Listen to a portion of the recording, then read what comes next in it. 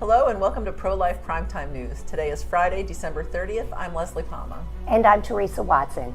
Last week marked the 6-month anniversary of Pro-Life Primetime News produced at Priests for Life.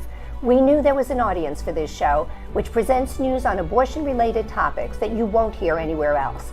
We thank everyone who has tuned in, and we hope you will stay with us in the new year. For our final show of the year, we decided to have a look back at the biggest stories we've covered in our inaugural season. Story number 10 concerns two political candidates who can't seem to win a race, and we hope they stop trying. Stacey Abrams has staged two expensive and controversial runs to become governor of Georgia, and she lost both times. Over in Texas, Robert O'Rourke, who says his nickname is Beto, took on Senator Ted Cruz in 2018 and lost, and this year ran against Governor Greg Abbott and lost. Maybe the pro-abortion Beto and Stacey can find another line of work. The Sanctuary Cities for the Unborn movement is growing, and that's story number 9. The sanctuary effort, spearheaded by East Texas Right to Life Director Mark Lee Dixon, has spread to more than 60 cities in 4 states.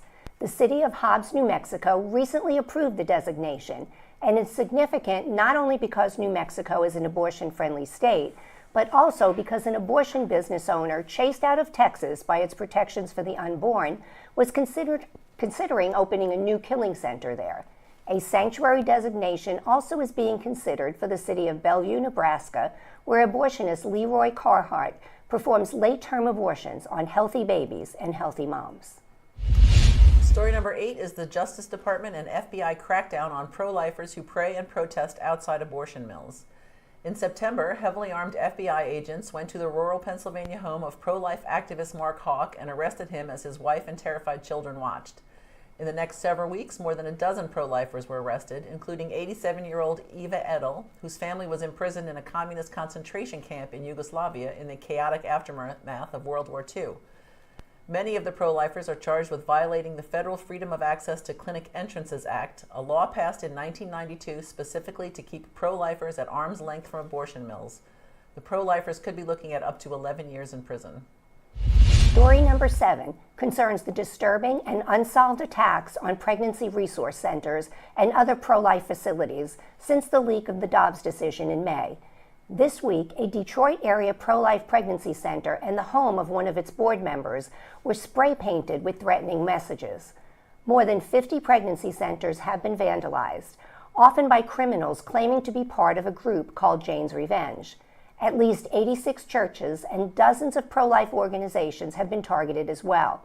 FBI Director Christopher Wray told a U.S. Senate committee last month that since the Dobbs decision, 70% of our abortion-related violence cases or threats are against pro-life organizations. Not a single arrest has been made. In story number 6, the gains Republicans made in the U.S. Senate in the 2022 midterm elections did not live up to expectations, with Democrats getting ready to dominate the chamber in the 118th Congress that convenes in January.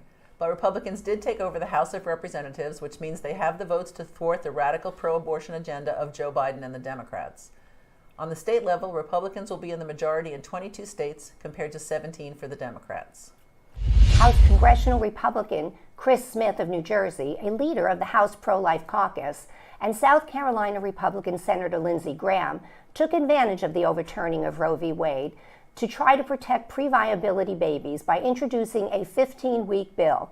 Though it will not pass in this session of Congress or the next, the bill nonetheless is the most significant proposal by Republicans in Congress to curtail abortion since the Supreme Court tossed out Roe.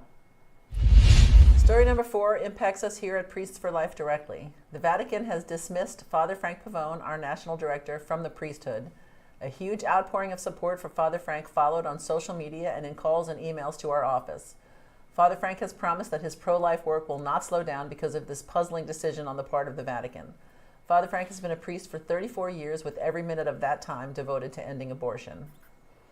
Story number 3 broke on the night of May 2nd, a Monday. The news outlet Politico published a bombshell. Someone had leaked the draft decision the nation was awaiting in the Dobbs case, which concerned a law in Mississippi that would protect babies from abortion at 15 weeks. The draft decision, authored by Justice Samuel Alito, not only upheld the Mississippi law, but also called for Roe v. Wade to be overturned. Chaos ensued, with pro-aborts all over the country acting like the sky had fallen. They protested outside the home of the conservative justices on the High Court and began what has now been 8 months of violent attacks and threats against pro-life organizations. Story number 2 is the release of the Dobbs decision itself on June 24th. It was identical to the decision leaked 6 weeks earlier, and it called for the federal government and judiciary to get out of the abortion regulating business and cleared the way for states to take over that role. Many states have since enacted near total abortion bans, but while babies are protected in several states, judges have blocked bans in others. So the abortion landscape remains in flux. The top story of the second half of 2022 is that an estimated 10,000 babies were saved from abortion in the 2 months following the fall of Roe. In its #WeCount project, the Pro-Abortion Society for Family Planning found there were 10,570 fewer abortions in July and August than in the previous 2 months. States that saw lives saved include Alabama, Arkansas, Idaho, Indiana, Kentucky, Louisiana, Mississippi, Missouri, Oklahoma, South Dakota, Tennessee, Texas, and Wisconsin. The Pro-Abortion Guttmacher Institute also found that on October 2nd, 100 days post-Roe, 66 killing centers in 15 states stopped offering abortion. 26 shut down altogether.